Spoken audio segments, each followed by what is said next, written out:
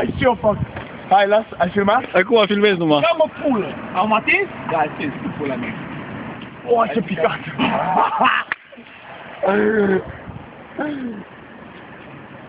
Oh, n-a reușit! Mai fac o dată, ești bun!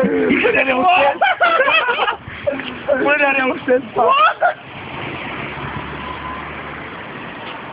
Să fii mai înalt, mă, pulă! Da.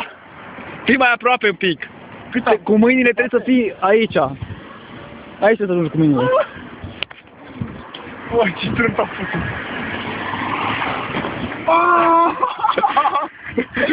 A treia oară, bă!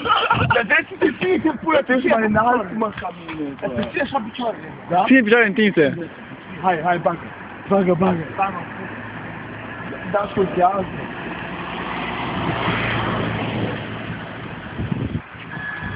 A doua oară, bă, câte ce Dumnezeu, dar și eu fac. Ești nebun, bă, dar și eu fac. Dacă nu fac, bă, să aud eu, în mine mă aruncă de bun. Hai să oprim motorul, bă. Eu nu mai fac, mă, Să oprim motorul. Bună și dacă...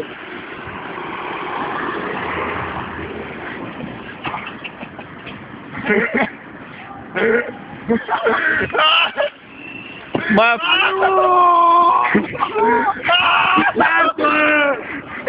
Ești pe departe, bă, deci ajungi cu piciorul aici, Ani. Și pici așa pe aici. Deci trebuie să vii mai în față un pic. Mai față, bun. Băi! Uai, bă, nu mai fac, bă, că mă dau. Nu să nu fac, bă, este bun. Nu te cred, bă. Pula mea, bă!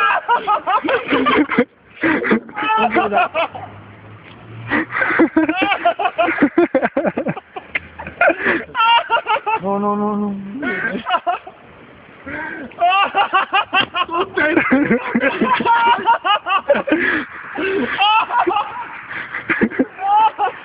Bă, dar cât mai am, bă? Bă, așa, atâta. Încearcă să stai mai mult în aer. Încearcă să stai mai mult în aer. Ce Dumnezeu, bă! Ridică-te mai bine.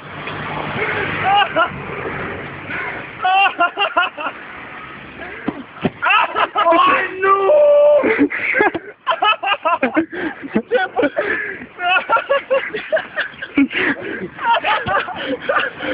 Bă, cât mai am, bă?